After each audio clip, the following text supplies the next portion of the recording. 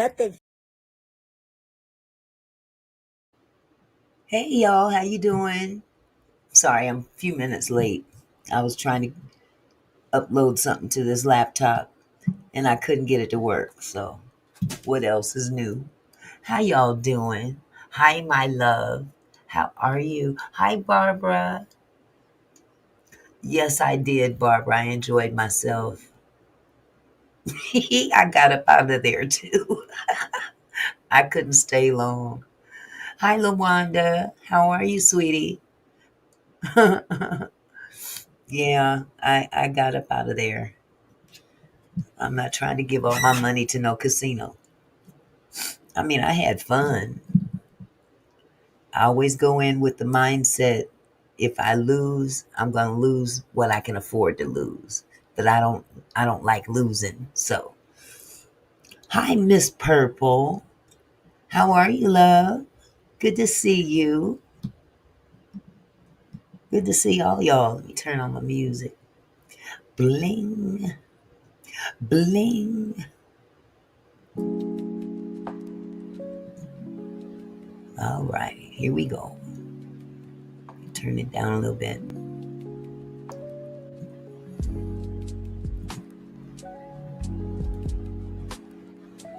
Yes, I did have fun. Absolutely. Absolutely. How was y'all's day today? I hope you had a good day. This is awfully loud in my ears. Is that a little better?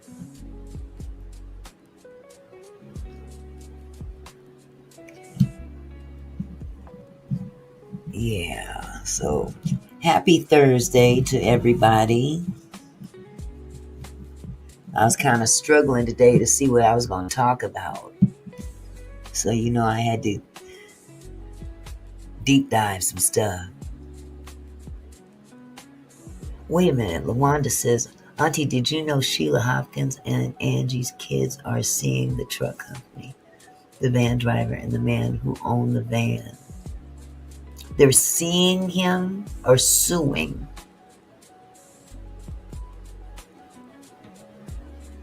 Hi, Fonda. LaWanda, can you clarify that? Is Sheila and Angie's kids suing or seeing? Suing. Ooh. I knew something was going to come up soon. Hi, Kathy. And what's up, Fonda?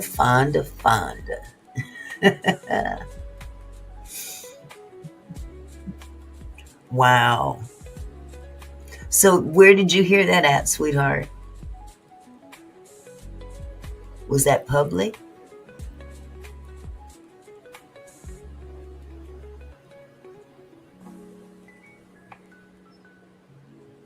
I know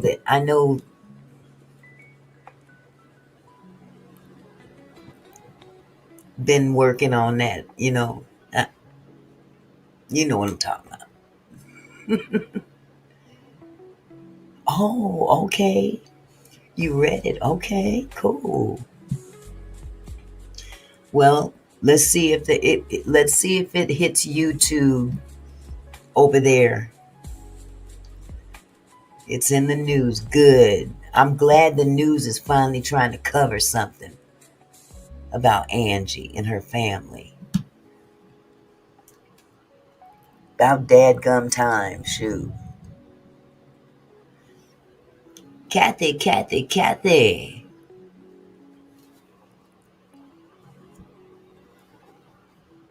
They've been so silent. They filed it Tuesday. Well, good. I hope they get something. Something's got to give. Something has got to give. I'm surprised somebody else didn't report on that.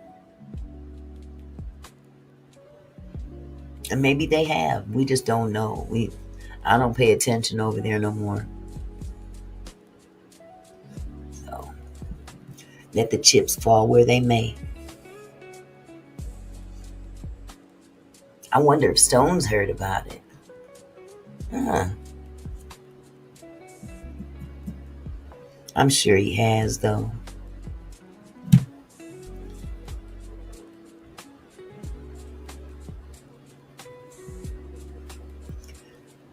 So,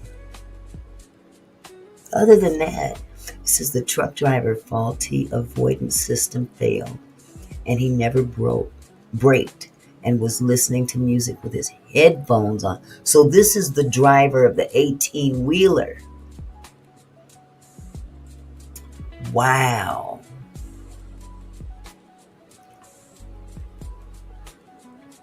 That's a trip that came out.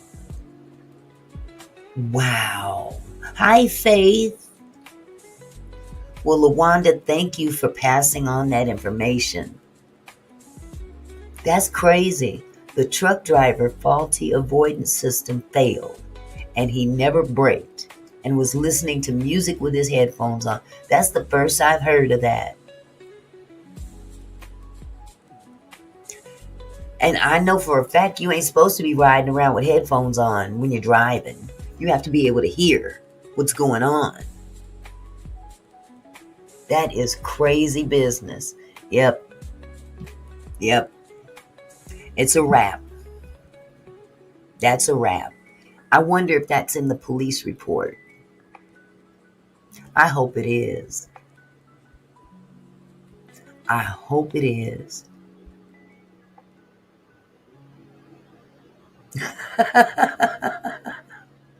Thank you, Faith.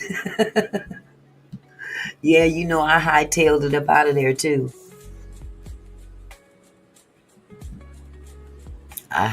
Well, you know what? I'll be honest with you. I did play a little bit more. I just didn't record it, but I had to leave while I was ahead. Put it like that.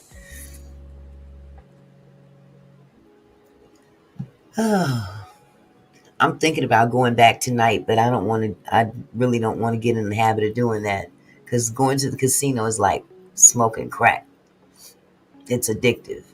The lawsuit said Angie was trying to get out the van, and the truck hit her and pinned her under, causing her to. Now that we knew, but I'm glad that the lawsuit recognizes that, and I hope that they have documentation with regard to. Hi, Millionaires Cove. You snuck right by me, girl.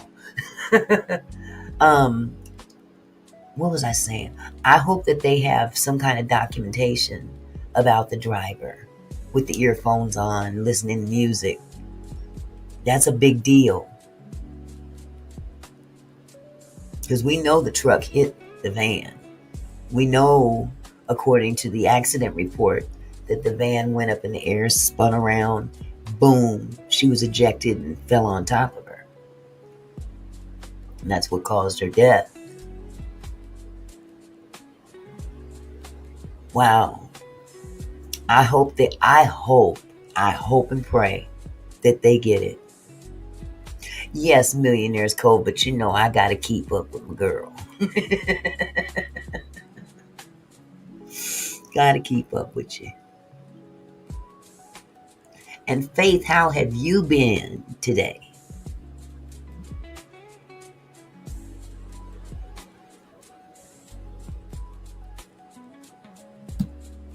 I gotta fix my little. Well, that's the wrong one.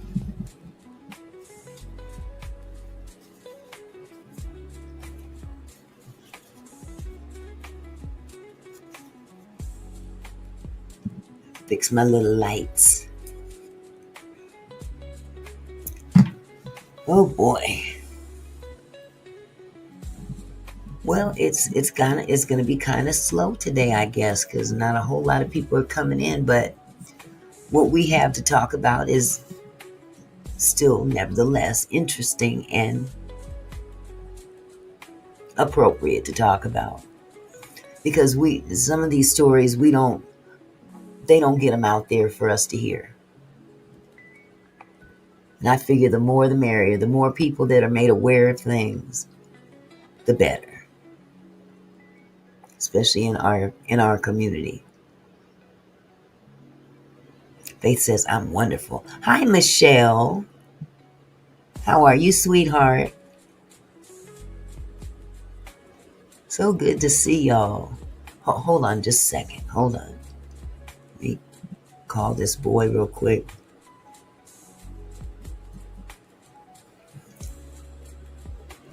Hold on just a second. Be right back. Hi, Rose.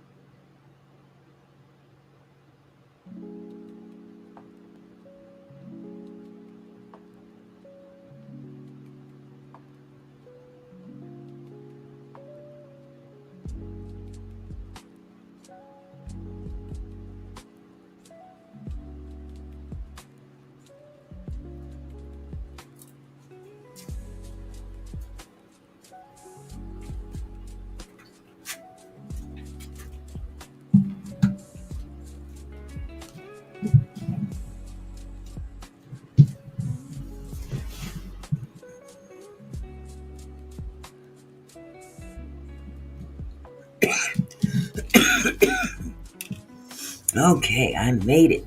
Made it back in one piece. Oh boy, oh boy.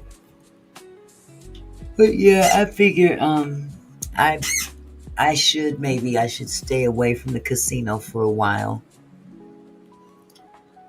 Oh, it's a beautiful sunny day. They're good.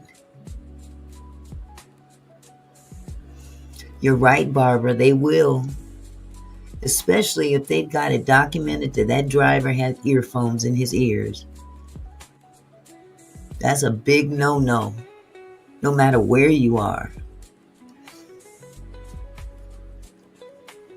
Down South Stitcher. How you doing, sweetie?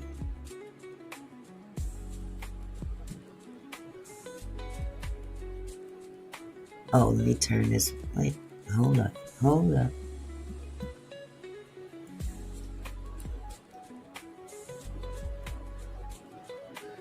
Okay, yes.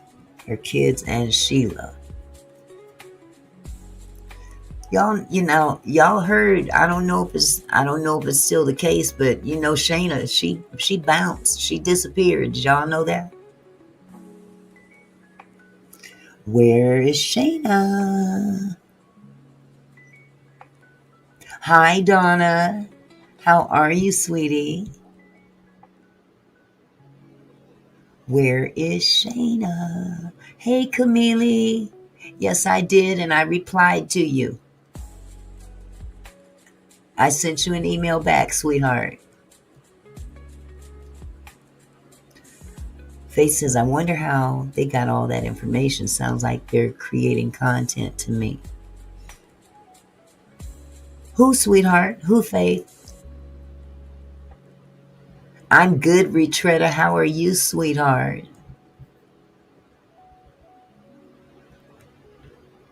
Yes, I felt that way too, Millionaires Cove. She bounced, boy. Everybody said it was gonna happen. And boom, gone.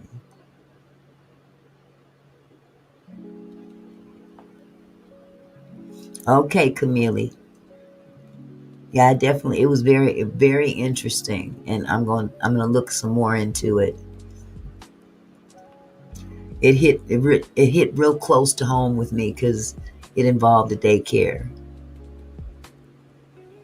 It made me feel I was in my feelings about that one. Yep, absolutely, Lawanda. Um, Angie Stone's kids and cousin are suing the company, the driver of the 18-wheeler.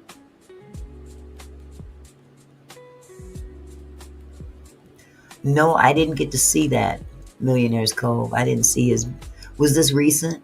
Was this like within the last few days?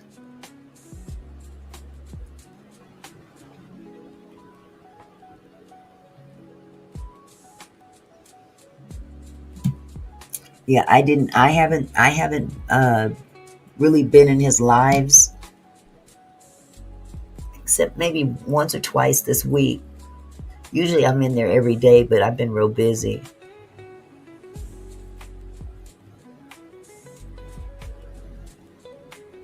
Yes, Rose, Sheila Hopkins. That's Angie's cousin, and the kids. They're suing that 18 wheeler company, which I found it was that 18 wheeler company was kind of shady too. If you recall some of the information I pulled up about them having more than one US DOT number, which is a big old no. Hi, Desire and Fire.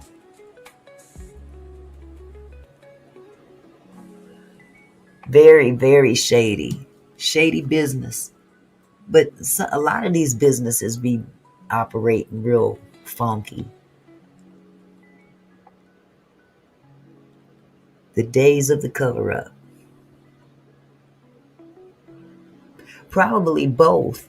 But as a driver, he's gonna be held responsible by the company. But the company, because they hired him, they gonna have to pay if everything is proven as to what was said.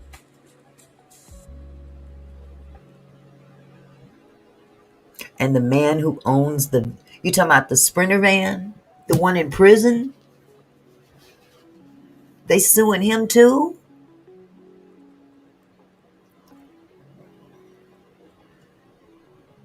That's kind of weird, that part right there. How do you sue a man who's in prison and was in prison at the time it happened? They may have a little trouble with that.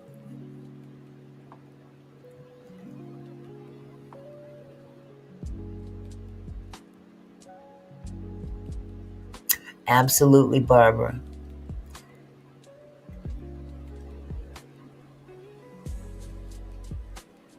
Yeah. That doesn't seem quite fair, Lawanda. This man that owned that van, excuse me. If anything, they need to be going after Lethal. Yeah, that man in prison ain't got nothing. Nerfing. He couldn't control what was going on with his own vehicle, being in prison. But the one driving it, that's who need to be sued. Okay, so Lethal's included too. The man that owns the van is in jail though. And yes, they should sue the truck driving company. Exactly. Hi, Catherine. Retretta says, hello, Rose, my favorite flower. Y'all hit that like button if you could. We usually have a lot more people in here. I don't know why they haven't come in today. I'm not going to trip about it because whoever's here is meant to be here. I guess maybe people don't like what I'm talking about. Who knows? Because there was just a minute ago, there was like 32 people in here and now it's dropped down to 29. Who knows?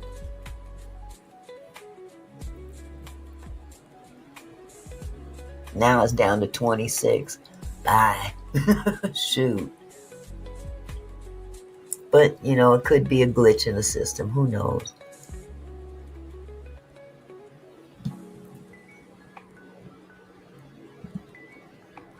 Anywho,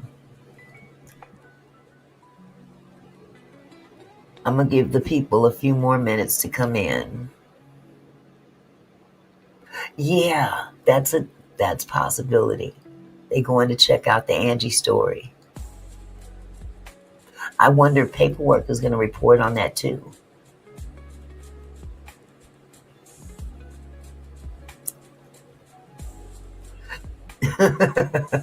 I know, Michelle. I'm just joshing.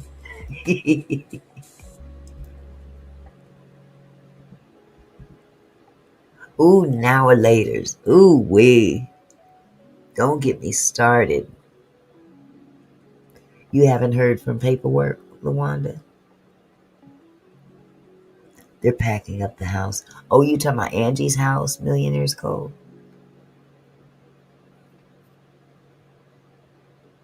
I know, Fonda. Thank you. I got riders. I got riders. Oh wow. That's gotta be sad. That's gotta be a sad thing to do. Very sad thing to do. I had to pack my grandparents' house up, and that was no fun.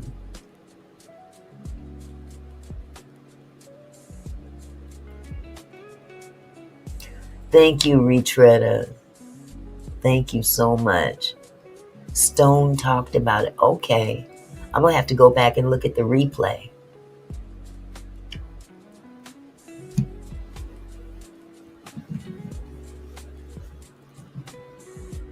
I'm going to have to go back and look at the replay. Oh, wow. You thought it was packed and empty already? They are suing the company that owns the vans. Okay. You know, that was what I was thinking too, Millionaire's Cove. They could have saved it. But I don't know what happened with Shayna. Thank you, Donna.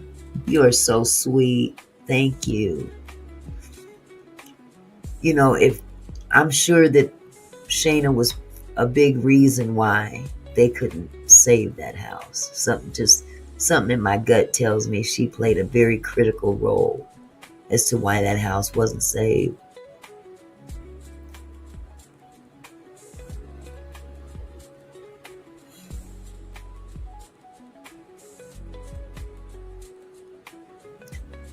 So yeah. Yes, thank you, Rose. I know. And you know, I'm not complaining, but what was said earlier is that people have lives. Everybody can't come all the time. Yes, now Millionaire's Cove, I remember hearing him say that Michael had reached out to him. And I can understand his apprehension in not, because of all the mess that went on, But Michael seems to be the most level-headed in this whole situation. But, his health needs to be taken into consideration too. Yes, Faith, that's going to be interesting. How is that going to work out? Dude in jail. Paperwork is MIA again. Wow. Oh, thank you. Donna says, I think Shayna got what she could and left. I agree. I completely agree with you. Yes. They couldn't save it because she was behind in her payments and with no income coming in. That's why they didn't save it. It may be up for sale. But I do know that Diamond was working. Diamond has a job. Like this video, like this video, like this video. Like this video. I love me some King Pain. Like this video. I need a fan. I have this one. Like this video, like this video, like this video. My. Yes, it did. Yes, it did. Auntie, if Diamond is packing up Angie's house, that seems like a planned thing. Angie would have kept her house. I wonder where is her catalog and all that part. Now that's going to be the next, that's going to have to be the next point of attack. Baystone said yesterday that they could have saved it, but Shayna didn't want the help. So they stepped back, and this is the result of them losing it. I knew it. I knew it. Shayna had to be the reason. Shayna has to be the reason. Because I don't see her kids letting that house go just like, whoa, whatever. Yep. Them true colors shining through. Thank you, Rose. Y'all hit that like button, please. Hit that like button. We got 37 people in the chat now. What does Shayna have to do with the house? Well, Shayna has influence over Diamond and Michael. So whatever she was able to convince them to do, I'm sure, is why. It is what it is. Plus, she was linked up with uh, whatever that was, Sacred Sound. And that may have something to do with it. Yeah, but Diamond probably couldn't afford the payments. I think she worked at an insurance company. She had her insurance license. The mortgage payments probably was $3K monthly. Ooh wee.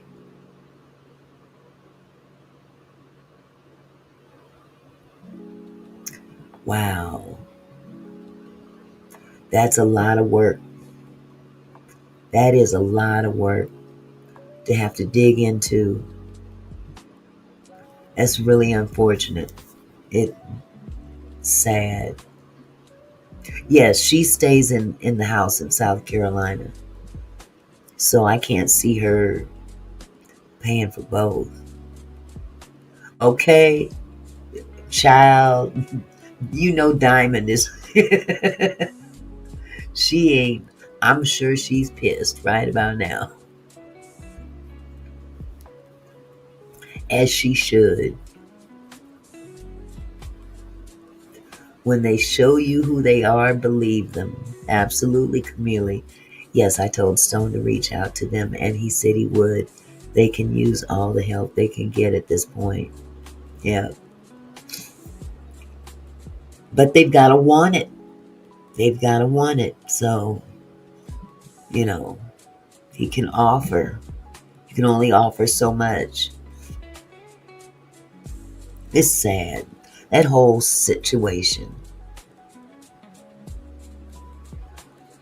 It is sad, Catherine. That whole situation. I mean, from beginning to end. From the moment she went live to today. Is just a sad set of circumstances that just one thing after another.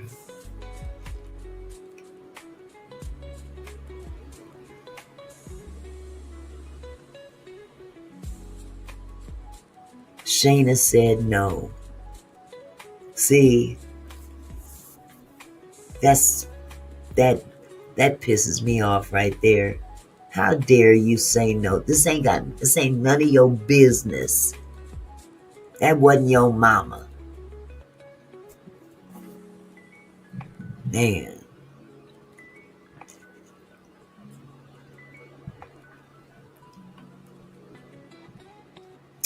Wow.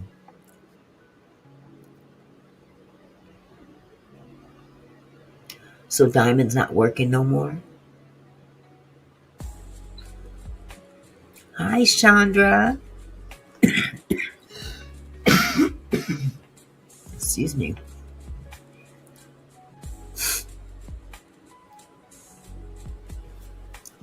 Well, I'll be. Well, I'm sure we'll hear more about Angie as time goes on. Exactly. Especially with the music industry. Hi, Nadine. Hello, sugar. Sugar, sugar.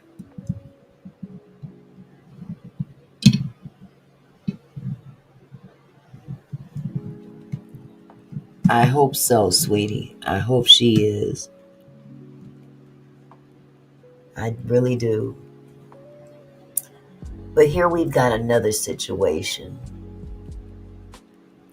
Let me turn this down. If you guys saw the title, this is a case of a young lady named Dacara Thompson who turned up missing. Exactly, Lawanda.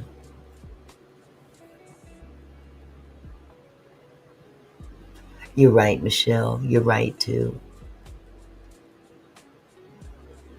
Most definitely. So, what I have here is the case of Dacara Thompson. And Dacara was 19 years old, or we're going to say is 19 years old. We're going to try to stay positive about this situation. And Dacara, 19 years old, left her house. She was living with her dad. And this is in Hyattsville. Hyattsville is it Minnesota? I think it's Minnesota.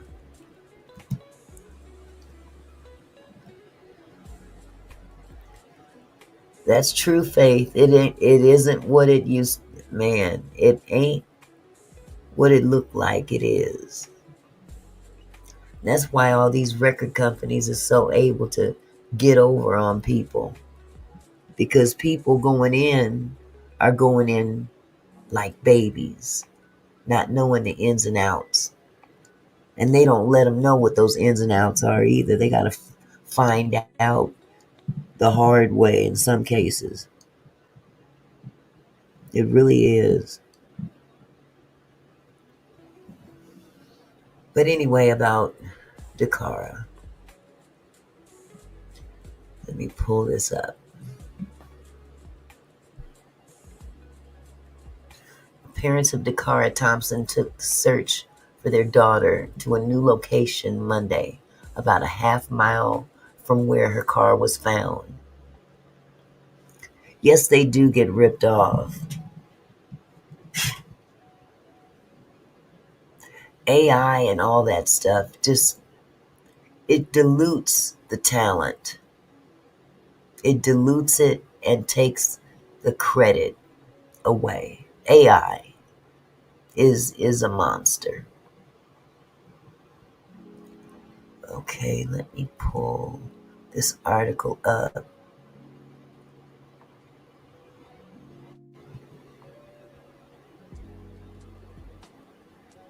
Absolutely, Barbara. The big ones are getting ripped off, so imagine the little ones. Hi, Lady of Elegance Candles. How are you, sweetheart?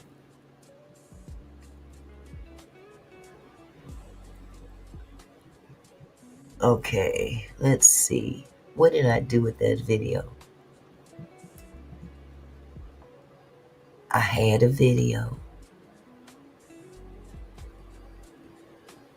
And it just poof.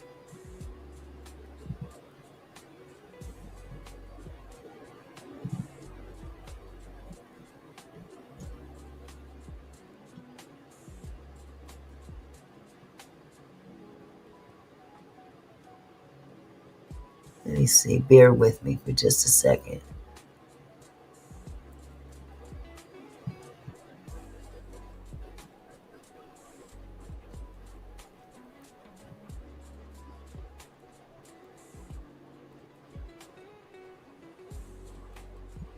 This is just an ad playing. I'm trying to let it play out.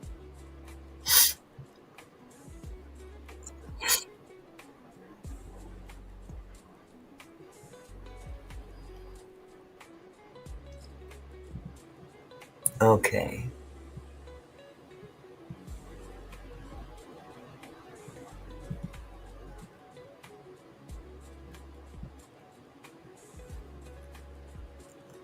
Okay, so Dacara Thompson's mother spoke with News 4.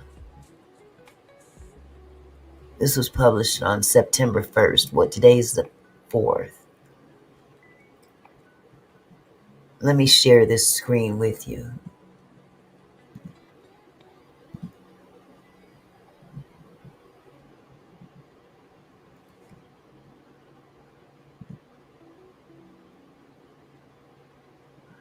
Maybe I should go here. Oh, I already have it up twice.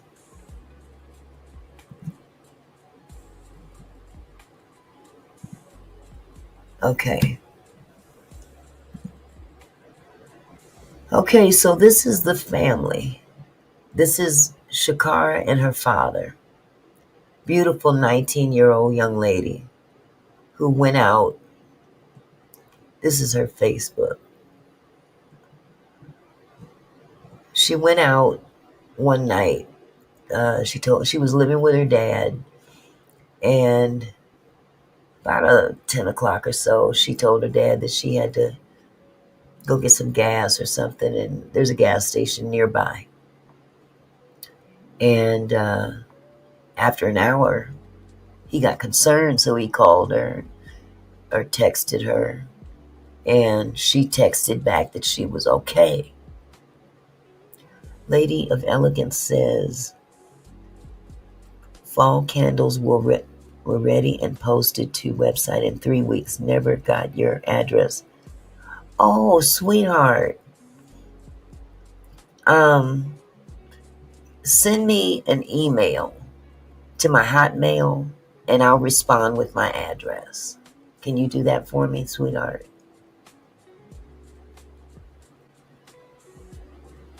I'd appreciate it. Okay, so they're looking for this young lady. And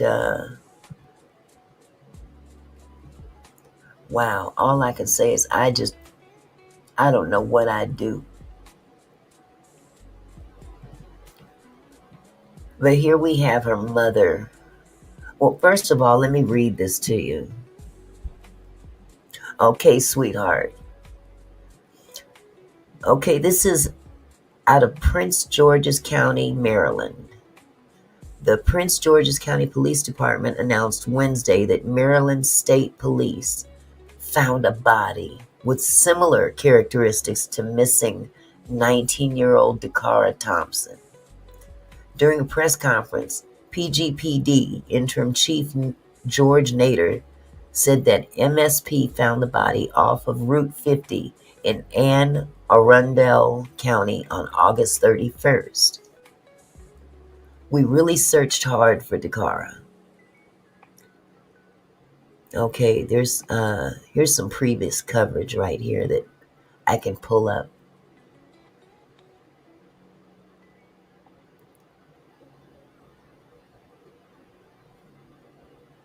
Ooh, all these pop-ups. Good Lord.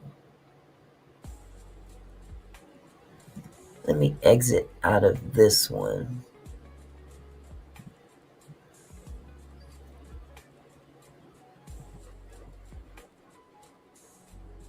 And I'm going to turn this music off.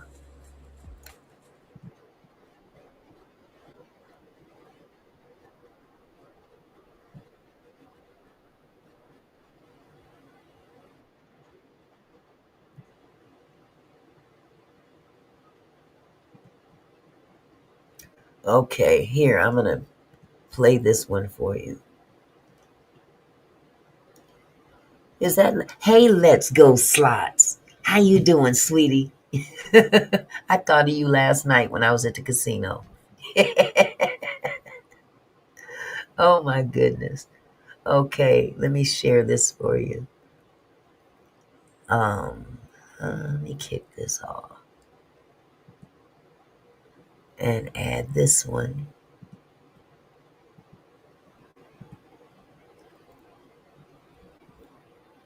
Okay.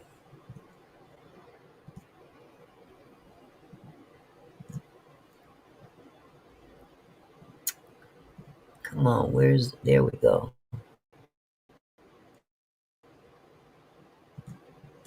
Are looking for a missing 19-year-old woman. She vanished more than 1 week ago. Dacara Thompson from Lanham was Wi-Fi. reportedly last seen August the 22nd. Her family found her car and other personal belongings Why is this tripping? in Hyattsville. Our Dave Laval reports where family and friends gathered just tonight to Okay, let me try again. Because now it's buffering. desperately find answers. Dacara Thompson is 19 years old. She vanished. Let me stop this.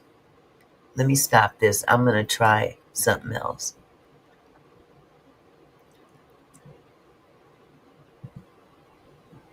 Maybe this thing is overloaded. Try this again. Struggle streaming. Are looking for a missing 19-year-old woman. She vanished more than 1 week ago. Dacara Thompson from Lanham was Okay, you know what? I ain't got time for all this mess. reportedly last seen August the 22nd. Her family found her car and other personal belongings. Forget it. Okay.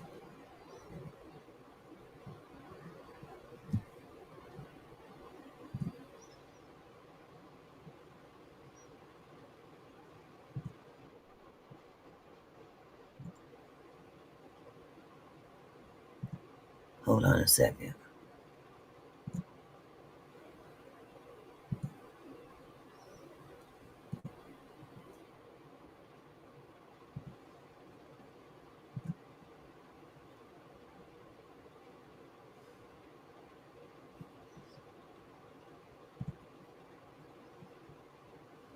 Carmen Thompson had just walked through some brush when she What is this? Must be my Wi-Fi tripping.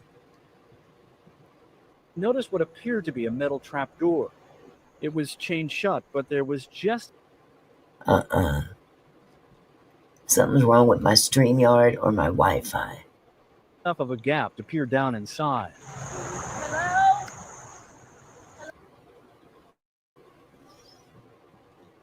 Okay. So much for Carmen has videos. spent 10 days now searching for her daughter and thought the mill was a good.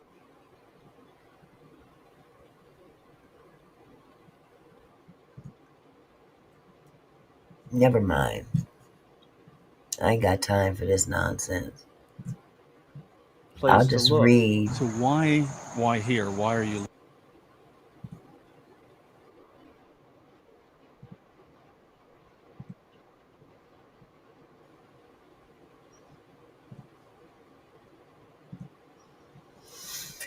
Okay.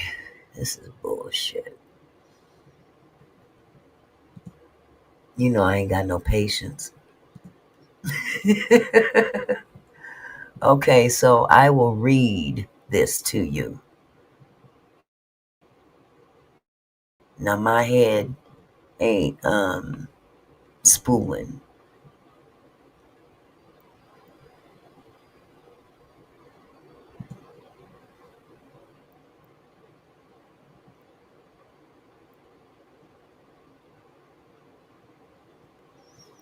Okay, so I'm not even gonna play the video.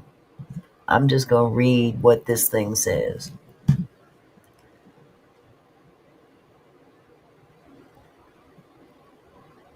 Come on, man.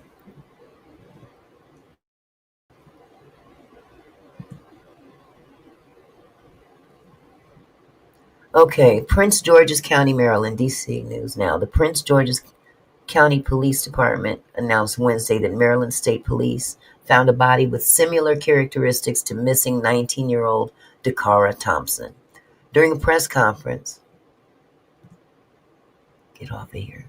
During a press conference, PGPD Interim Chief George Nader said that MSP found the body off of Route 50 in Anne Arundel County on August 31st. We really searched hard for Dacara, Nader said. MSP said that troopers responded to the area just before 5 p.m. after receiving reports about a disabled car. Responding troopers found a female lying in a grassy area off the highway. She was unresponsive. Police do not believe that the disabled vehicle is related to the investigation. That's kind of strange right there. Yes, and you know what? I'm going to have to break down Faith and get YouTube Premium. This is ridiculous. Nader said that officials have not yet confirmed whether or not the body is Thompson's. Thompson was last seen in the area of Jasmine Terrace and Riggs Road on August 22nd. Cameras captured her as she walked down a sidewalk toward Riggs Road, leaving her car behind. Her family reported her missing on August 23rd. Now let's see if this spools. Hold on.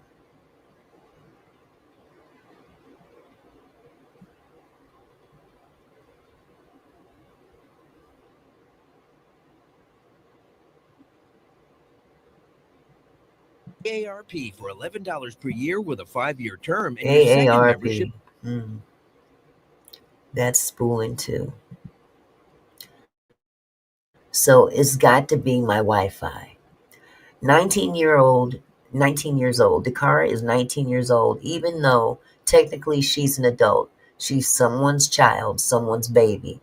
And so our heart goes out to her entire family. And we all continue to work diligently to bring some resolution and information to her family as well as to the public. County Executive Aisha Braveboy said during the conference. PGPD said that it is continuing its investigation into the missing persons case while MSP handles the death investigation.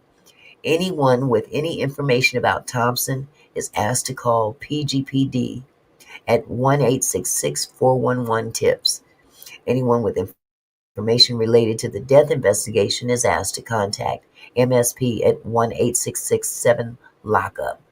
Now, in this particular situation, there's two investigations going.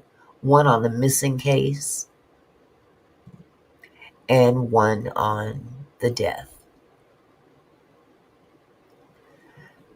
But here's the thing. There's already been questions that have come out, and I hate to be one of those people that want to jump on and start pointing at people. And let's just say that they're already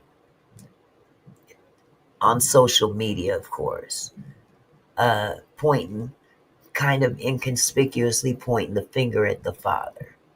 And I don't think that's fair.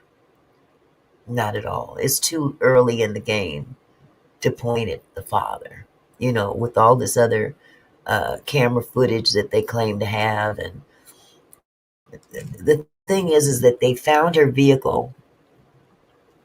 They found her vehicle on a street parked in front of a fire hydrant going the opposite direction of traffic, which was odd.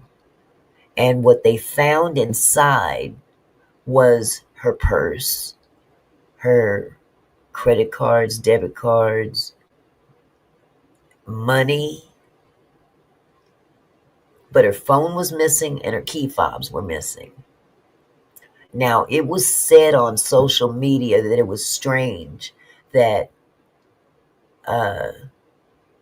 what they didn't say it was strange. It said it would be, in this particular case, it would be natural for her to grab her phone and her keys and not her purse. Maybe it's me.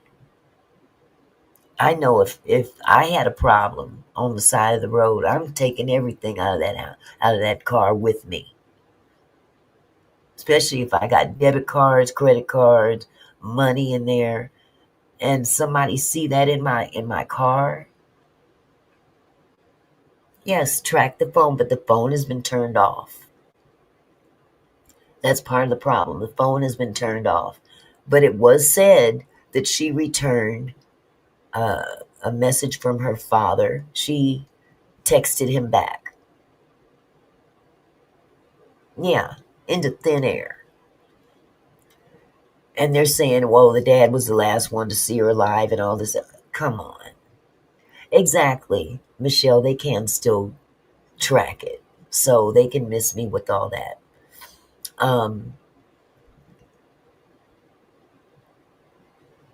Something was said on social media. I'm not going to say who said it because it was another content creator. But this content creator got something wrong here. And she said it's odd that the father went out looking for her an hour after her being gone, which is not true. That's not true. Now, yes, he did go out looking for her later. But remember, it was said that he texted her an hour later. You see how stuff can get messed up? Timelines can get all messed up. Somebody will take some information and apply it to something else and throw the whole timeline off. And then all of a sudden he's looking kind of suspicious. You see what I'm saying? And I'm saying in his defense, his daughter did not come home. And an hour later, he reached out to her. She responded and says, I'm fine. Now, that camera footage that they said resembled her, they don't even know if that's her on that camera footage leaving the gas station on foot. They don't know if for sure that was her or not, but that was taken at 1:30 in the morning. That's a far cry from 10 o'clock, 11 o'clock at night. I'm sorry, hold on just a second. This little boy.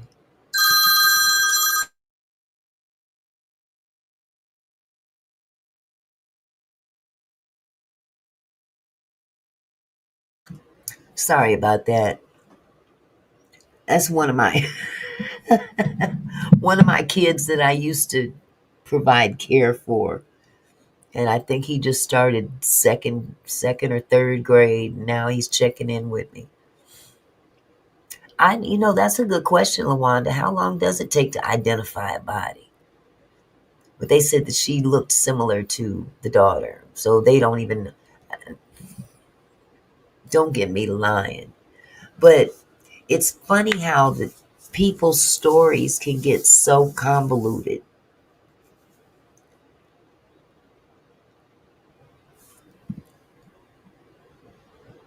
Okay, Faith said ATIA. And I think that is by design. They get these content creators on to mess up these stories so the truth probably never comes out. And that might be true. That might be true. But I don't know if it's the desire to keep people engaged in the story, to make it a little bit more mysterious. You know what I'm saying? Because quite a few content creators have talked about this. Now, one thing is for sure, the girl is missing. She's definitely missing. And my question is, just like Lawanda's, how long do it take to identify a body? And did the parents have an opportunity to go and view the body? And if they had an opportunity to view the body, I'm pretty sure, unless this body was in such a condition that it was unrecognizable, I would think that the parents could identify their child. So that's one question I have. Is that if they're trying to identify this body that they've seen or found, if it's not her, who is it?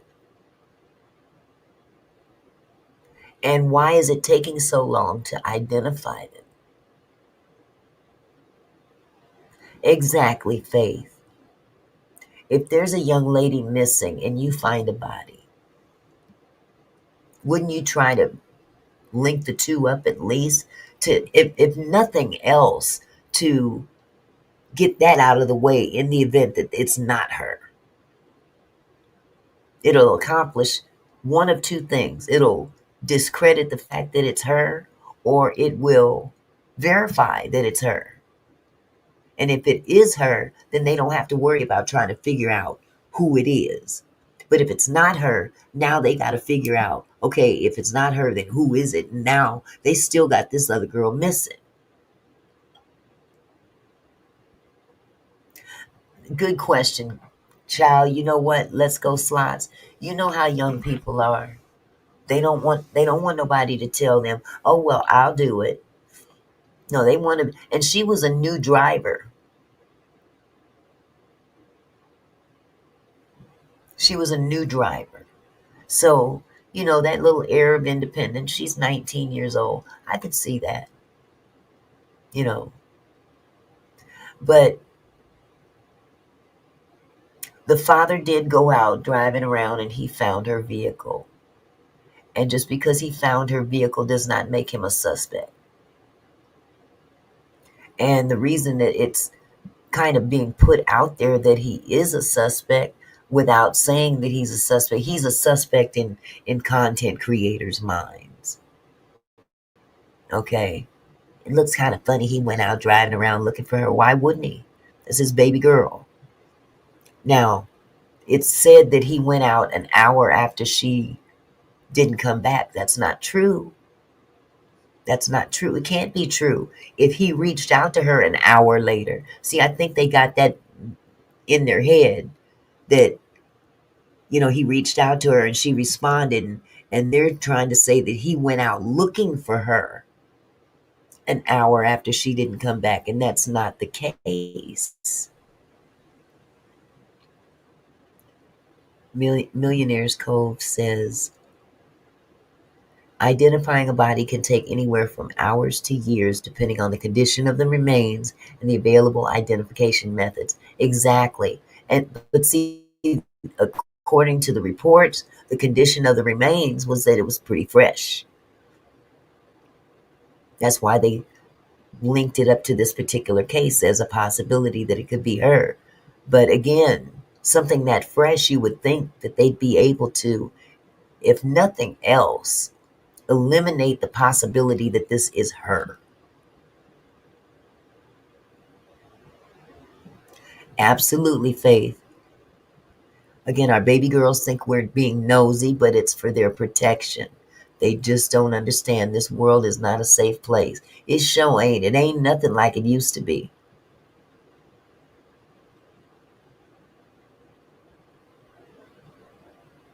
DNA is one thing, yes, Rose. And you would think all of that would be taken into consideration. But, again,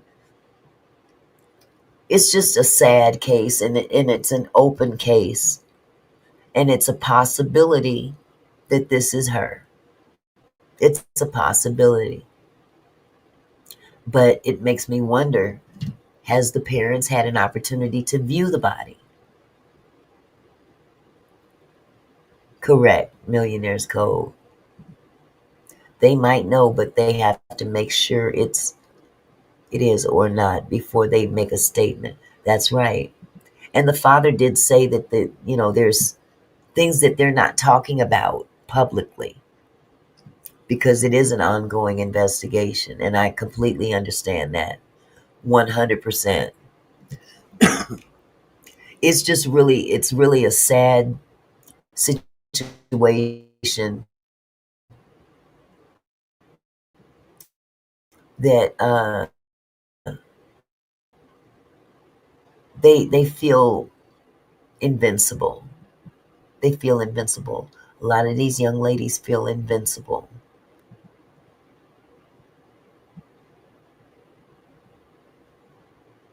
They feel invincible.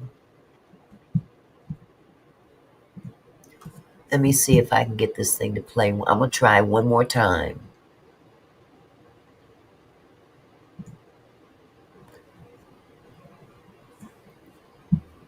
What happened?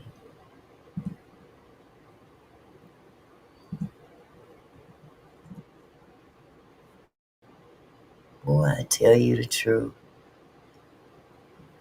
Well, you know what? I'll be all day trying to figure this out. So I'll pull it up one more time.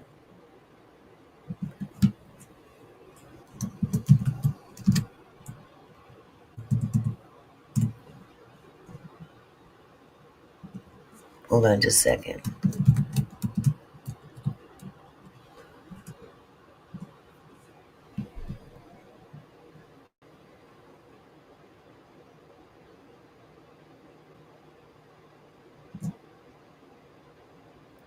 Okay, so as I stated earlier, let me share this because I don't think I had this earlier.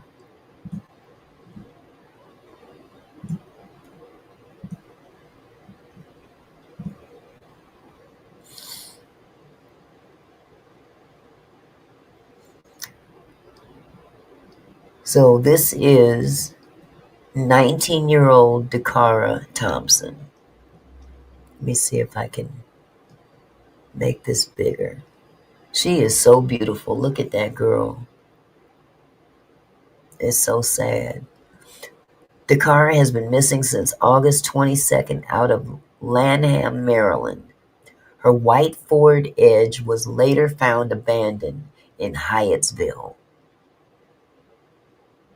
So she lives in Lanham, Maryland, but her vehicle was found abandoned in Hyattsville. All of her belongings, personal belongings, were found, but there is still no sign of Dacara. Her parents need everyone's help to find their baby. So this is someone's Facebook post.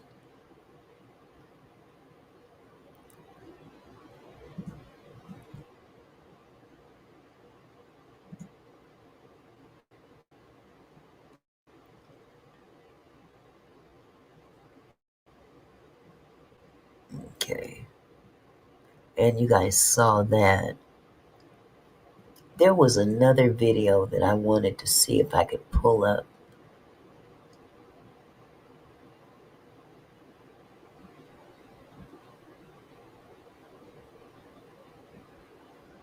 I don't know if this is... Oh, this is Richardson, not... It's Thompson. Her last name is Thompson. What am I talking about? I done typed in the wrong name.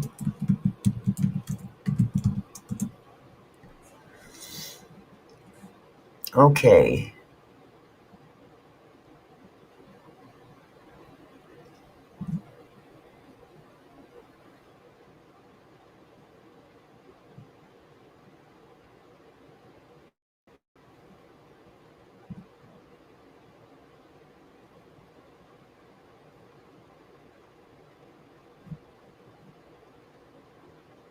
Escape to somewhere completely different.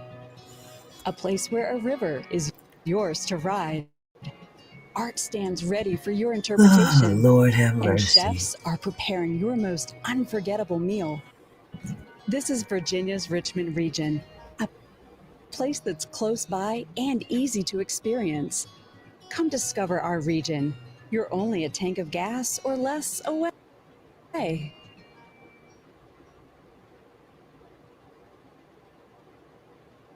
The body has been found in Anne Arundel County. That is the scene that is believed to be connected to the case of a missing Prince.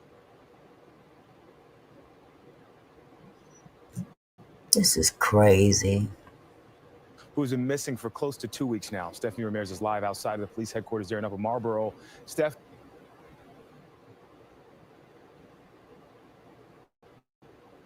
Police confirmed that the body is in fact that of the missing 19-year-old. And Stephen, right now they still is connected because they're still waiting for the autopsy and other reports to come. I'm so sorry about this, It y'all. is connected, and that is because of what they said are similar characteristics between the body found and information of the 19-year-old that was shared by her parents. 19-year-old Dacara Thompson of Lanham, Maryland, missing on August 22nd is when she was last seen. Her parents, who reported her missing the very next day, they tell Fox 5 they found surveillance video from the 22nd, capturing their daughter moving around. A missing persons flyer says she was last seen at the Eastgate Shopping Center Shell gas station in Lanham, and that her car was later abandoned in Hyattsville with all of her belongings found inside. Now, that's in Prince George's County nearly 2 weeks ago. Take a look at Skyfox up over Route 50 in neighboring Anne Arundel County. We are now learning this past Sunday, Maryland State Police discovered an unresponsive female body in a grassy area just off Route 50. We don't know what condition the body was found in. Troopers tell us they Why do did not she believe walk that a off broken from down that vehicle had anything car? to do with it, because they were responding to that broken down vehicle at the time. State police, they're now working a death investigation. Prince George's County Police are still working a missing persons investigation. Neither department involved has called this a homicide yet. 19 years old. Dacara is 19 years old. And so even though technically she's an adult, she's someone's child, someone's baby. And so our heart goes out to her entire family. And that was the county executive in Prince George's County commenting on the update yesterday. Now, while both departments are working their investigations, they are also working in coordination, working together. And anyone with information they're asking, please just call it in. I'll send it back to you guys. Oh boy, that's crazy. I'm sorry. There's just something strange about seeing her walking away from her vehicle. Because if you notice, as she was walking away, she clicked it. Did you see the rear lights blink? So wouldn't that mean that she locked the car?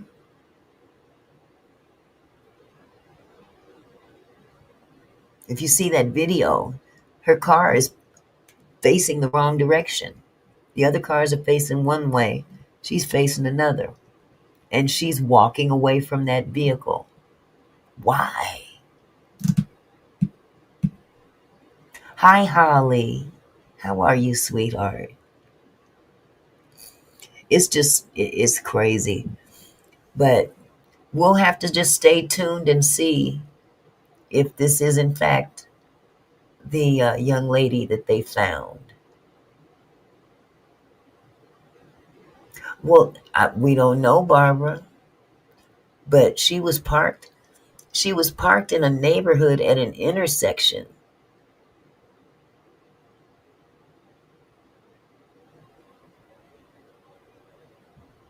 Exactly, Fonda. Hundy, she was walking away from her car. That was an oh shit moment. Yeah. So it's just something very strange about the fact that she parked on the street going the wrong direction. And they said, she's a new driver. So, they given her some kind of leeway for that. But they said at a gas station at the mall. Right, but we don't know if she already went to that gas station first before she parked that vehicle.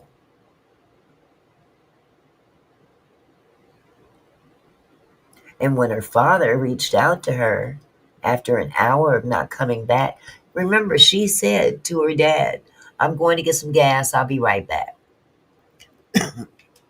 Gas station right down the street. She doesn't come back for an hour. He starts getting nervous. So he calls her. Either he calls or texts her. I don't know. But she responded. This is an hour after the fact. So, according to the authorities, that recording of her walking away from her vehicle, allegedly they say allegedly her, but I mean the vehicle looks like her vehicle, and most can conceivably be her. That was done at 1:30 in the morning.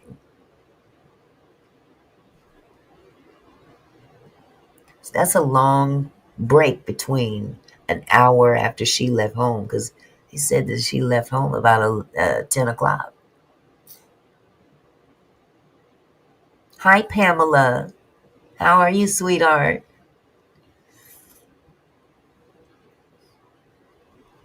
So anyway, we're gonna keep our eyes kind of set on this because it's something is definitely not right. Something is definitely not right. I just don't like when they want to just all of a sudden point it toward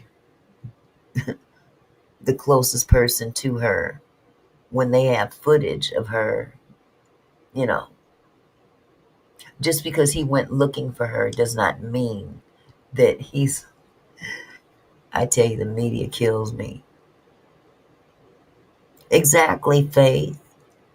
If her car broke down, she would have texted somebody to come help, not just walk away.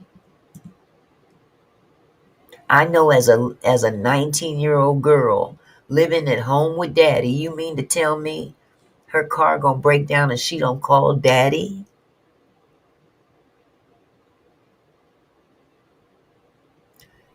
I don't know, LaWanda. They thought that was odd.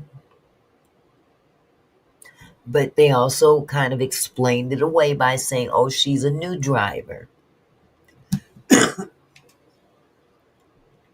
So maybe she can't get her left and right straight or going down the wrong way, and who knows.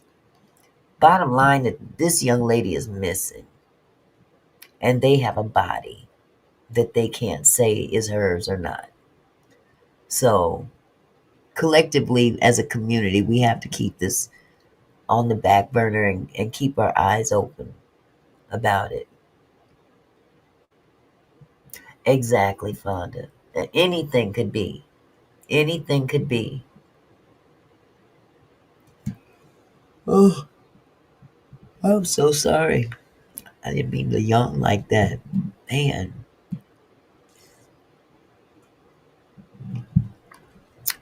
So the other thing that I needed to address. Yesterday, I addressed another content creator that you guys may or may not know about. And I haven't heard anything from her or anybody else about it other than, they saw it. Okay. But this is a topic that has been near and dear to my heart, so to speak, for years. That's true, Michelle. Anybody could have responded. That's valid. That's very valid. But I wanted to address how uh, AI and social media is just another way of exploiting Black culture.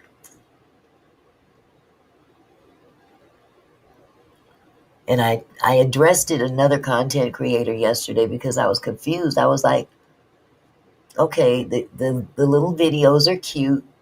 She's going around. She'd been in my chat room before. You know, um, looking around and reporting. Y'all remember Rona Barrett? She was the gossip columnist to the stars back in the day. She always had all the scoop, all the tea on what was going on with the celebrities. Y'all remember her? Well, the gossip queen. Well, this content creator fits into that mode. I'll put it like that, except it is AI. It's all AI. Her her persona as she's marketing herself.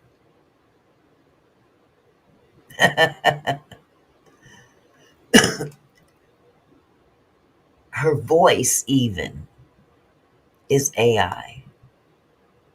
Yes, us older people remember Rona Barrett. I remember Rona Barrett. I used to get her and Joan Rivers mixed up for some reason. They looked alike to me. But it's really disheartening because we have been battling with this issue for decades and decades and decades. And it's not I'm not being racist against white people or any other.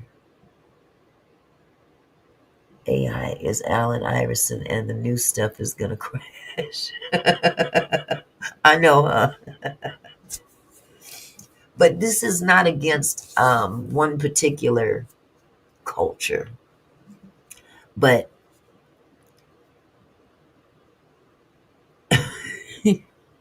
but one thing is for sure, being the culture that is constantly being exploited, our swag, our clothes, our dance, our just all around vibe, all of those things have been exploited for years and years and years. Excuse me. And now that we have AI, it makes it even more prevalent, if you understand what I'm saying. And I was talking about a situation yesterday where I was confused, and I'm somewhat disappointed because I finally had a chance to see this particular content creator, what she really looks like and what she really sounds like. And it was, what?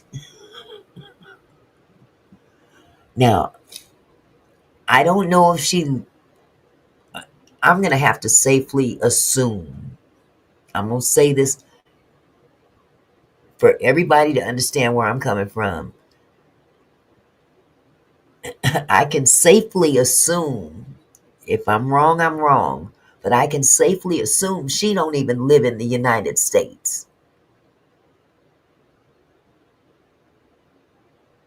Now her little cartoons are cute, you know, and they were reporting on all the gossip, all the tea, you know, what's going on between me and Maggie and Lady Letitia and Maggie and Danny and all these different content. She was reporting on the beefs going on between different black content creators, not white content creators, not Asian, not anybody else. Black content creators, which is considered to be the black tea sector on YouTube. And I'm kind of slow. I'll be the first to admit it. I'm kind of slow. And I saw the cute little videos and, hi, T Squad. This is Kirsty. They were really cute, you know, and she's reporting what she's witnessing. And it went over my head at first. And then I finally saw. But I only saw because she was on King Payne's platform, and she was trying to do music for King Payne. Exactly, Barbara. She was doing music for King Payne, and there were other people. Danny Robinson was one of them. Now, remember, there's been a little thing going on between them two, okay? And for whatever reason, she has now, y'all know Danny is musically involved. She's musically inclined. That's her thing, as it is for many of us, okay? All of her music that you hear on her channel is her music. She wrote it. Yes, she does have avatars as well, okay? Not nothing new under the sun. This other content creator, though, has only been around for, as far as an avatar is concerned, for a few months. She's not even monetized. Okay? So here we've got this one content creator who is very well established on YouTube, who happens to be black. And then we've got another content creator who used to be on YouTube, but stopped, re-upped whatever they were doing and changed up and became an avatar and decided to go that route. No shade. That's what you want to do. That's what you do. But in the same token, after a while, you start realizing that she's only reporting on black people, black culture, in terms of the tea. Okay, because she's got other channels too that she does specific things like crime and stuff like that. I'm not talking about that stuff. I'm talking about the spilling of the tea. And it's always about black culture that she's reporting on. This has been my observation. And then I come to find out that you're a woman. I don't know where she's got this very thick accent I could hardly understand her.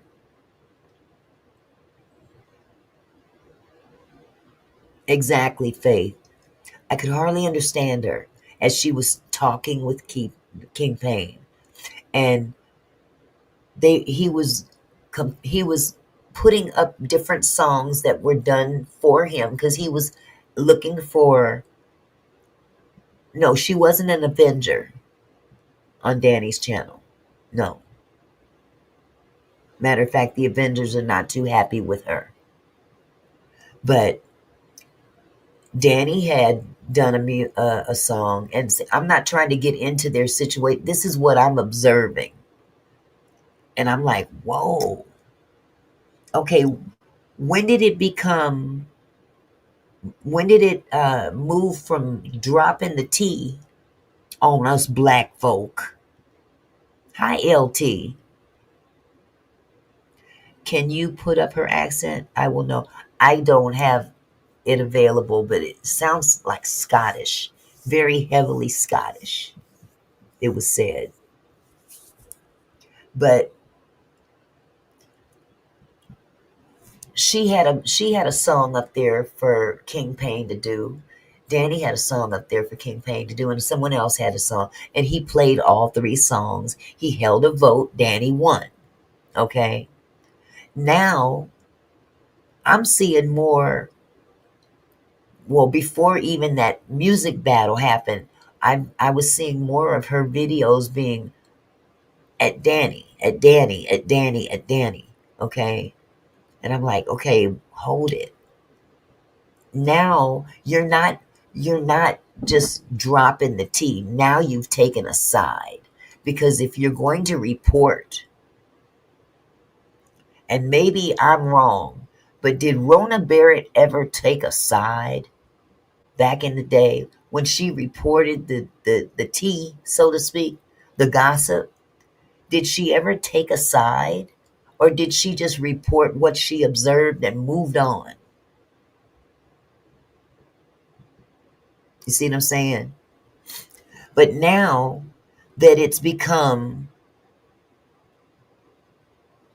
a disagreement between two content creators, one is saying, no, you lied, and she's, no, I didn't. And okay, but now you've entered into yet another thing going against this content creator that she dabbles in, works with, and now you're suddenly out here doing all this music. You're doing more music videos now since this King Payne thing than you did beforehand. And I'm not talking about music videos in terms of, everything I've seen so far has been hip hop. Hip hop. I'm just going to call it hip hop. Even the little avatar got her little hip hop clothes on. She doing her little. Why? Why? Because you can? But it it pisses me off because once again I get this entitlement thing that people have for many years felt that they were entitled just because they can. She took a side, but she didn't just dwell on it. She said what she said and moved on. Exactly. And if that other person responds, you don't have to respond. If the other person that you're speaking about doesn't agree with what you're saying, then keep it moving. You don't have to go into. Now she has become part of the content. If you're reporting on the news, you're not supposed to become the content being reported about. Am I right? And then you're making videos about, what did she did one video, little AI video. I can't even remember the name of it, but it was something along the lines of, am I relevant? Am I the T or whatever? Matter of fact, let me look it up. Let me look it up. I'm not going to play it. I'm not going to play it.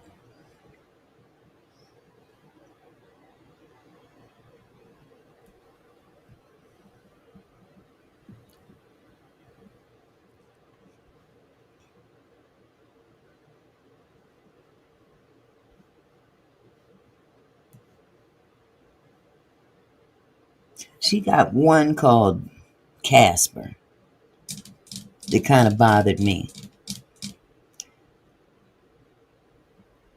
And on the video thumbnail, it says, "White girl poppin', shut you bitches down, no problem." Thank you. Oh, I'm so sorry, LT. Thank you so much for the $10 super sticker. God bless you, love. I haven't seen you in so long.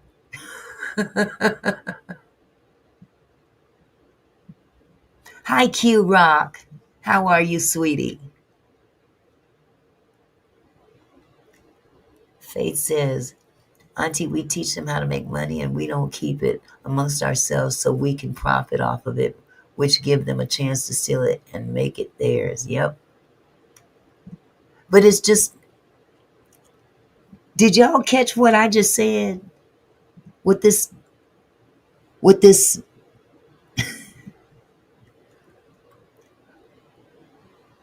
this thumbnail says. The name of it is Casper. I love you too, LT. And on the video thumbnail, it says drop in the T, Casper. There's a little ghost next to the word Casper. And under that it says white girl poppin', shut you bitches down, no problem.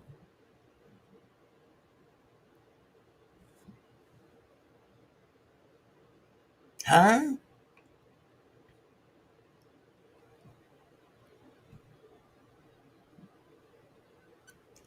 Another one, shut you down in 3. Ooh, Empress mode.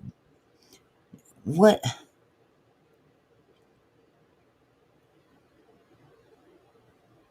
I'm not understanding. What is your motive, sweetie?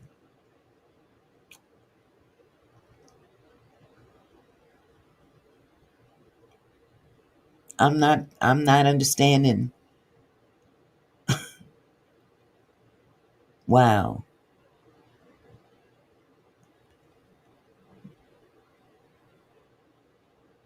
Got all these little videos, and every last one of them it sounds like it's got the hip hop groove and all that.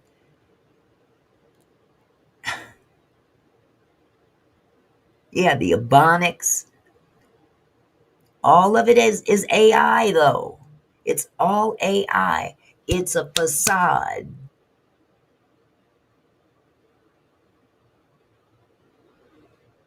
It's a facade. And I brought it up because I did a little bit of research on this. I'm going to share this with you. I have some commentary I also want to.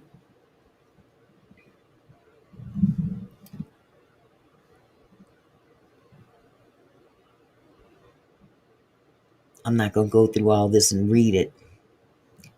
But let me share this with you.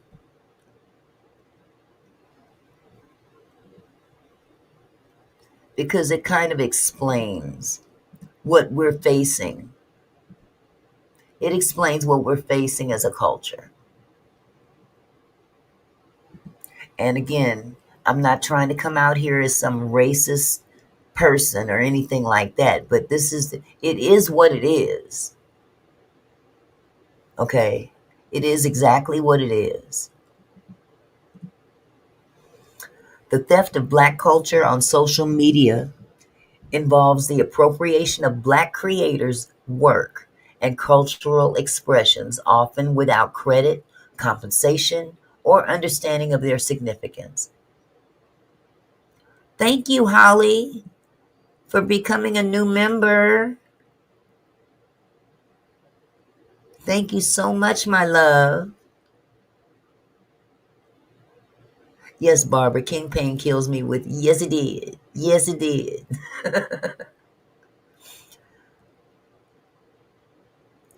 The rapid pace of social media allows trends originating from Black communities to be taken by non-Black influencers who then receive the bulk of the recognition and financial gain. This practice perpetuates a long history of exploiting and erasing Black creativity.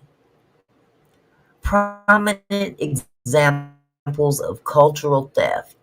The first one is the hashtag Black TikTok strike in 2021. Black TikTok creators collectively went on strike after consistently seeing their dance challenges and choreography go viral after being copied by non-Black influencers, with the credit and monetary opportunities going to the latter. A prime example is the Renegade dance, which gained widespread popularity when performed by white creators, despite being originated by 14-year-old Black creator Jala Harmon.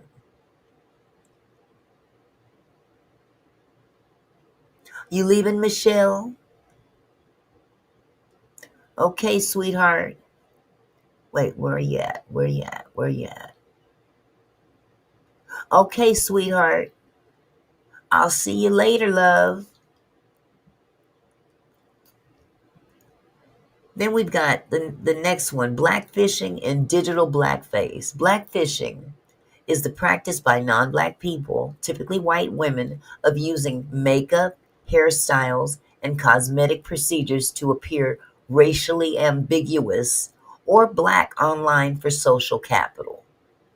Now, that's not necessarily the case in this particular case, but let's just she could be considered racially ambiguous according to her thumbnails and her avatar. This allows them to benefit from Black aesthetics without experiencing the systematic racism that Black people face. Then there's digital blackface. Digital blackface is the use of Black people's images, GIFs, and memes by non-Black social media users to express emotion. This can reduce the Black experience to a caricature and has been criticized as a modern form of the racist practice of blackface. Now, I have not seen this happen in this case. Appropriation. Now, this one, most definitely. Good night, Michelle. Appropriation of AAVA, African American Vernacular English. AAVE, I'm sorry. A dialect with its own unique structure and history is often adopted by mainstream social media users as slang stripped of its context. When spoken by non-black people, it is often seen as cool, but black people may be negatively stereotyped or judged for using it. Bingo. That little music, these little music videos that she's making with all the yeah, all of that.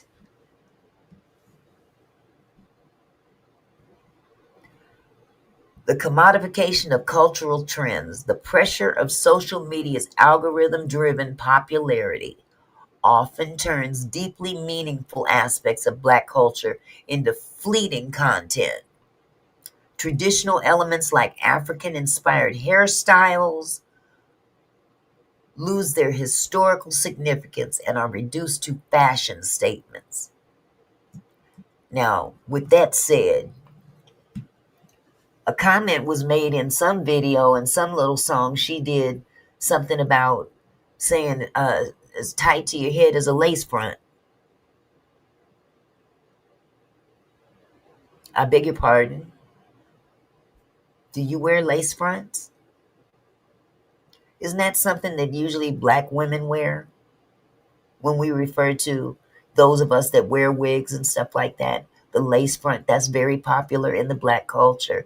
And this is what you're putting in your little music videos that you're doing with your avatar, referring to black culture things. Man, miss me.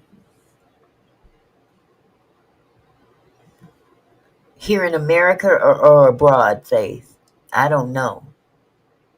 But I just thought that the reference was different, considering that you're battling using your music. You're using your music to battle with another content creator. That's what it actually is. These were not things said before that I can recall when you were just reporting on things. Who knows?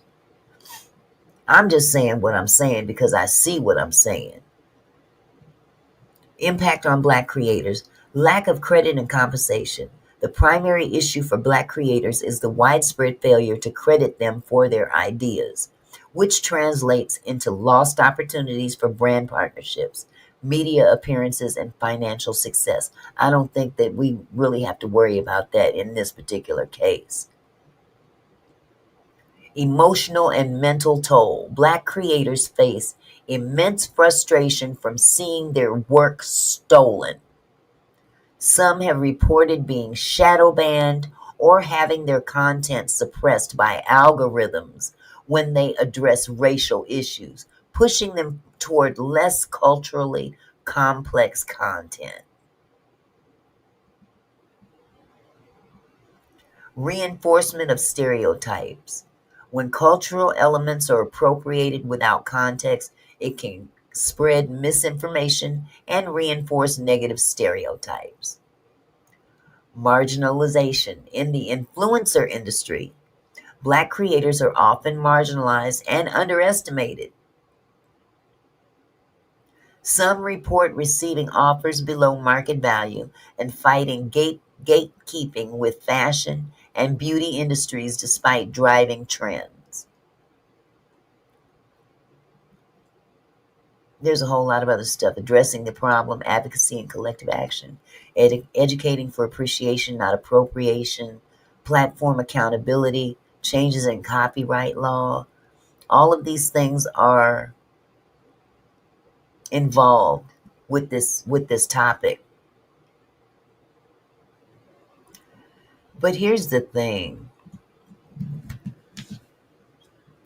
We can try to dissect this in all that, in every way possible. Yeah, there was, a lot of white folks wear lace front. This isn't about all that. It's not even about all that. It's grasping. AI has a tendency to allow people to hide behind something and pretend to be something they're not. It's not necessarily about the lace fronts, even though reference was made in one of her little hip hop videos. Okay. And some may even say, well, she's entitled to make any music she wants. Yes, she does. That's the problem that I have, that this is always what's said. When little black girls in the hood started using 2 jump ropes together, and they called it double dutch. You didn't see that happening in other communities. Little black girls in the hood started double dutch. Remember that song, the double dutch bus running down the street? Y'all remember that song? And here we had the little girls. Exactly, Fonda.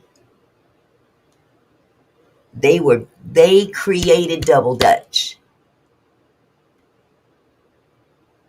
And then fast forward several years, and you look up and you're watching the Olympics, and they've got an event for double dutch. They've got an identity. I'm sorry, not an identity. They've got a team, a United States team for double dutch. How many black people were on that team? Can you guess?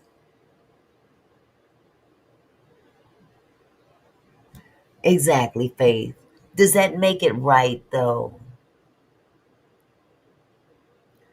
Just because you can don't make it right.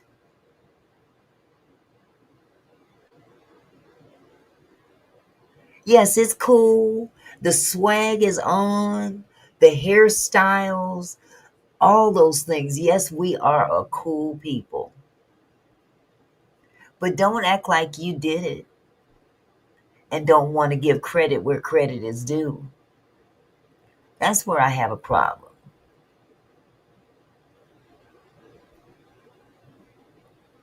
That's where I have a problem.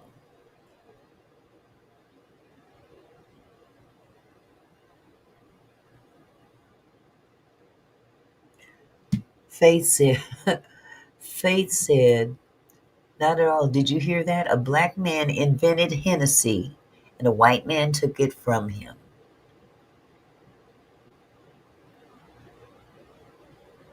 There's so many things that have been taken or exploited.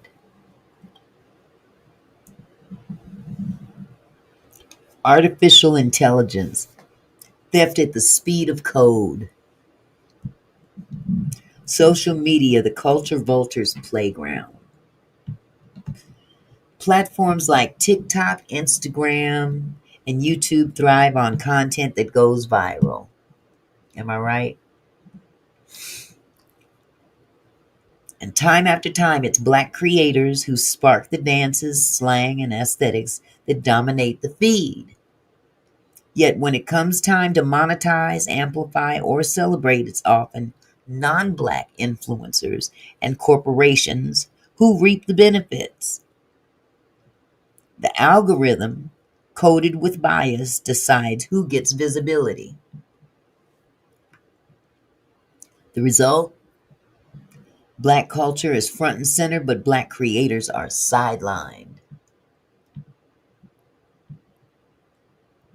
And the only support they really get is from us.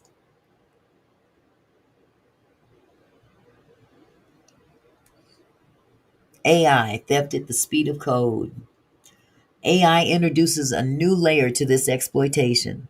Trained on massive amounts of data scraped from the internet, these systems are learning and replicating the styles, rhythms, and voices that originated within black communities. From music generating AI that mimics the soul of R&B and hip hop to AI fashion tools that borrow streetwear aesthetics. The technology often copies without acknowledgement or compensation. In short, AI doesn't create, it colonizes.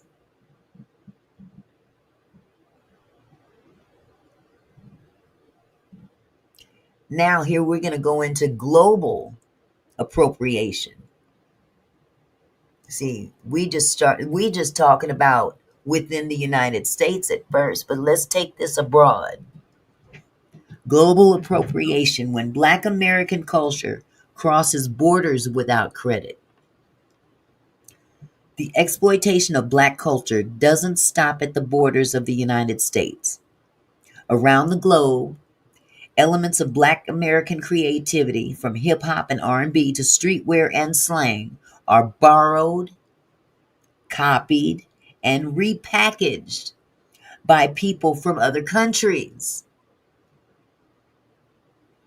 I'm going to say that again.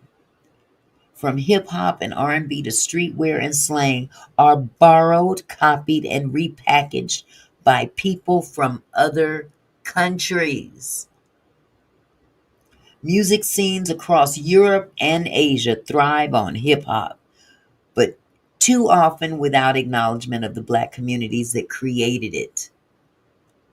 Street fashion trends originating in Black neighborhoods show up on international runways, celebrated as high style, yet stripped of their cultural roots. The issue is not cultural exchange. Exchange is natural and healthy. The issue is appropriation without recognition or reciprocity. When international artists and influencers profit from styles birthed in Black America without giving credit, collaborating with Black creators, or reinvesting in the communities that shape the culture, the cycle of exploitation deepens. What began as a local expression of struggle and resilience becomes a global commodity, detached from the very people who gave it life. And here's the impact. Erasure in time. What makes this exploitation dangerous is its speed and scale. Social media accelerates trends until they burn out.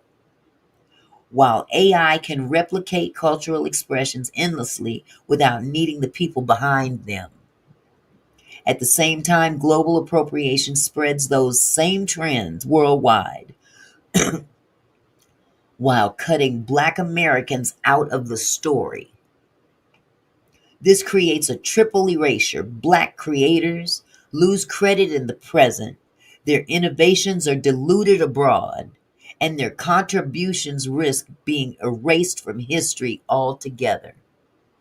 Imagine future generations thinking AI invented hip-hop rhythms or that fashion houses in Paris originated streetwear, when in truth those roots trace back to communities that have long been denied recognition. Who profits and pays? The pattern is clear. Platforms profit ad revenue. Corporations profit from trends. AI companies profit from data, and international industries profit from borrowed styles. Meanwhile, Black creatives pay the price through stolen ideas, silenced voices, and opportunities lost. It's a modern continuation of an old story. Black innovation is celebrated, but Black innovators are pushed to the margins. Get over there. Call to action. Black culture is not raw material for algorithms, influencers, or foreign industries to strip and repackage. It's a living, breathing creativity born out of struggle, resilience, and brilliance. If social media platforms, AI companies, and global markets truly claim to value diversity, then credit, compensation, and protection must be at the forefront. Algorithms must be re-examined. AI training data must be accountable. And cultural appropriation must be called out for what it is, exploitation. Because if we do nothing, Black culture risks becoming a commodity stripped of its soul, a legacy rewritten by machines, exported without credit, and erased from the very people who created it. In other words, Black culture is not a trend, a filter, or an algorithm to remix. It's a legacy built from struggle, brilliance, and resilience. All right. And until credit, compensation, and respect are given, every viral dance, every AI generated beat,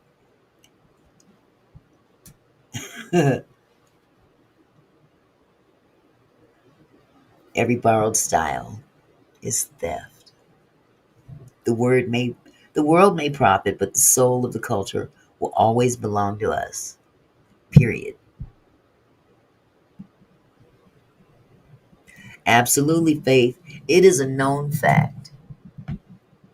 If Black folks just one day just sat down one day and just didn't do nothing, didn't go to the store, didn't go to the gas station, didn't go get their nails done, get their hair done, if they just sat still for one day, this whole system would crash, because the black dollar is a mighty powerful thing in this country.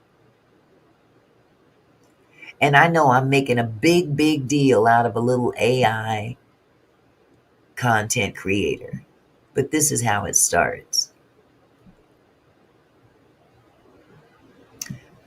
That right there is how it starts. Little things.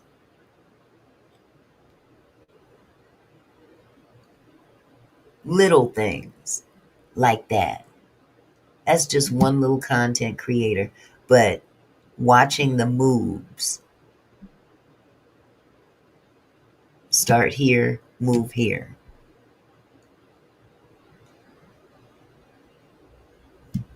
Feeling kind of froggy. I wonder why. But I'm going to call it out as I see it. I'm not just going to, I'm not going to address the issue. I am going to address the issue because I've seen it happen more than once. And the thing about it is that I actually used to enjoy looking at this person's content. It was cute. And I always looked at it in the same eyes that I did Rona Barrett when I was a kid. But then I started seeing a shift. And now that shift has evolved into something else. And now we're the little hip hop avatar. We're the little hip hop avatar. But when you come from behind that avatar, you are nothing like that avatar. You don't look like it. You don't sound like it.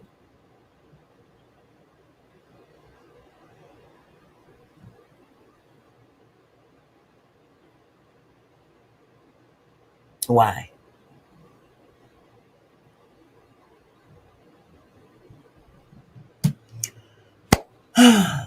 I'm going to leave this alone at this point. I think I've made my point. Faith said, hip hop make you want to jump.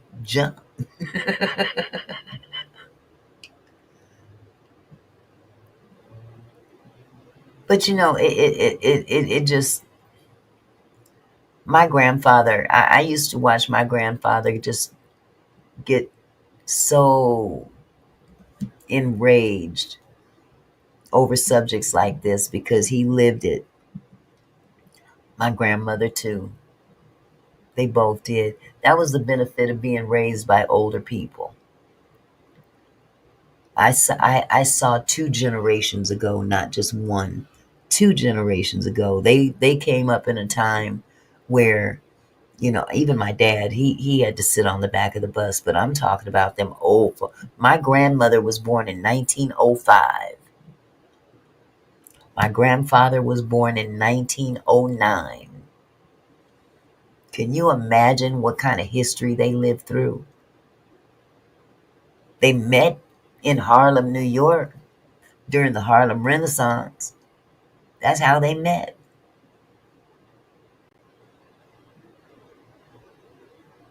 And the stories they would tell me,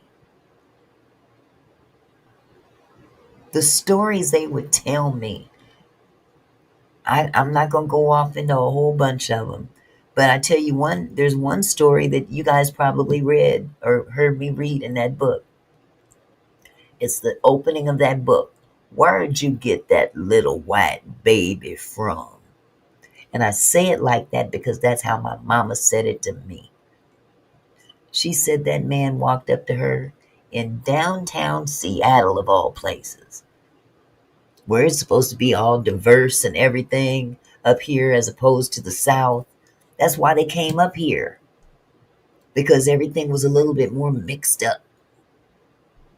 That man walked up to her and said, "Where'd you get that little white baby from?" As if she stole me.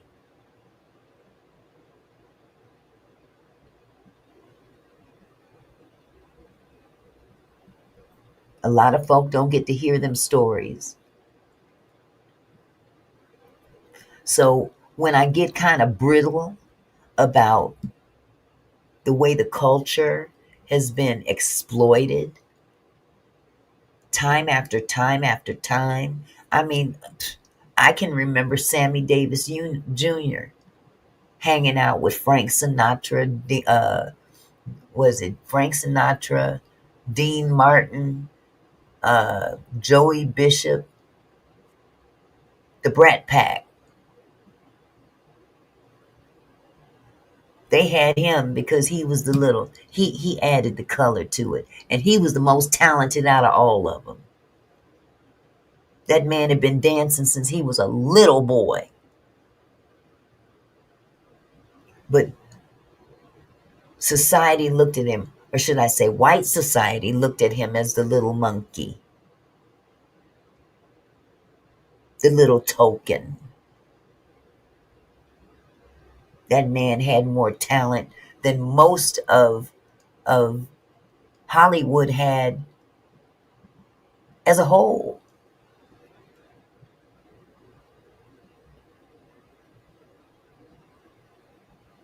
But folk don't understand that.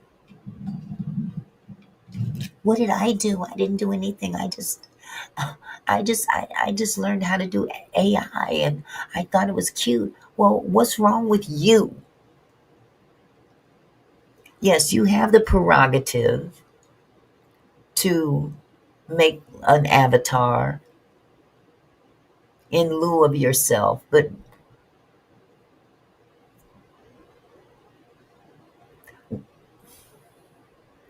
why can't it be more like you?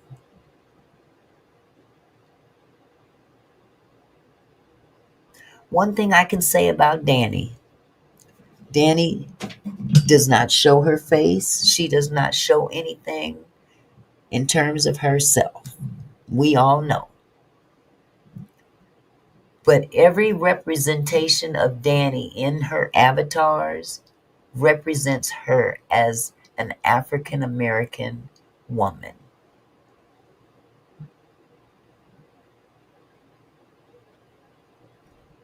Am I right? We may not know what she physically looks like, but we know what she is.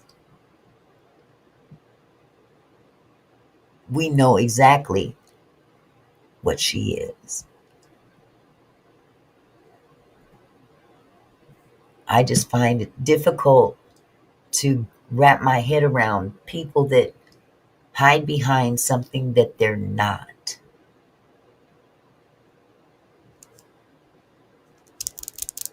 And become certain things only to piss somebody else off.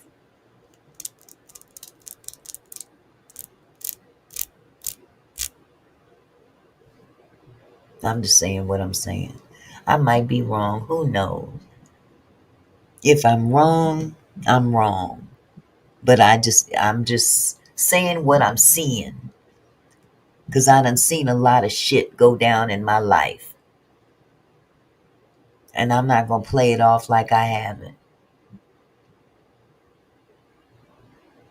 I can remember my grandfather telling me stories during World War II where they told all of the women in Italy during where he was staged at during World War II, told them women that the black soldiers had tails.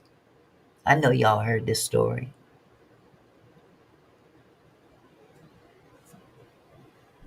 All over there in Italy and stuff. Black soldier go over there and he meet an Italian woman or something, and they want to get busy or whatever. She want to know, I want to see your tail. I want to see your tail because they told me that you Negroes, you Negro men have tails. Is it true? Because they believed it. They were told by the white soldiers that the black soldiers had tails.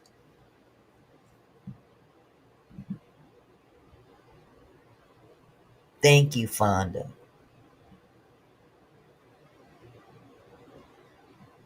So you keep telling people something long enough, they'll start to believe it.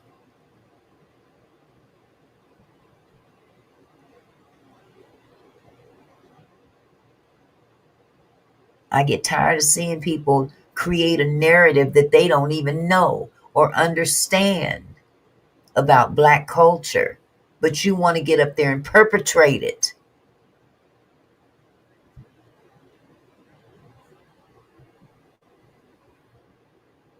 You want to get up there and perpetrate it. But now, if it get too funky, I wonder how much you'll continue to perpetrate it if it starts coming down on you that you really live, you will live and die for that culture. Will you live and die for the black culture? Or is it for when it suits you? When it makes you look cool or feel cool? I'm just saying. Because if you can act like you about it, be about it. Show yourself. And show that you're really not about it.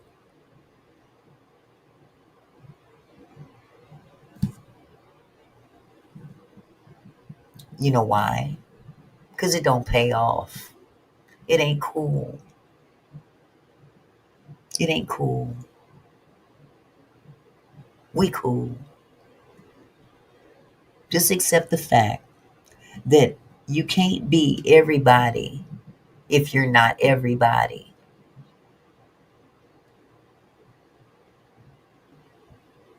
Absolutely, Faith. They take the good and forget the bad, don't they? They don't want the bad. They just take the good.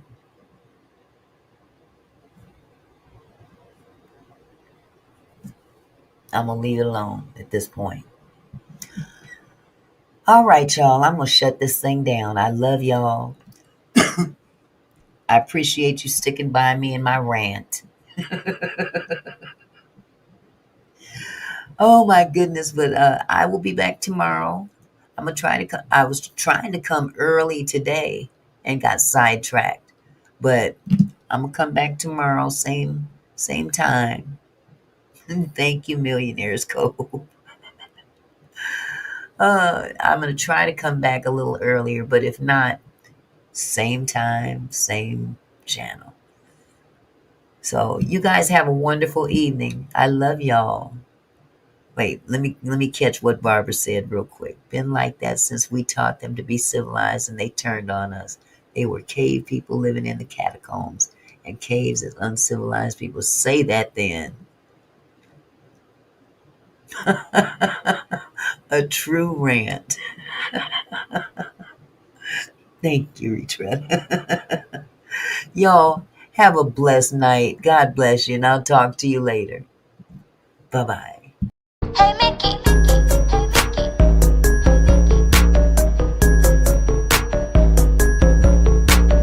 Oh, Mickey, you're so fine. So fine, you blow my mind. Oh, Mickey, you're so fine. So fine, you.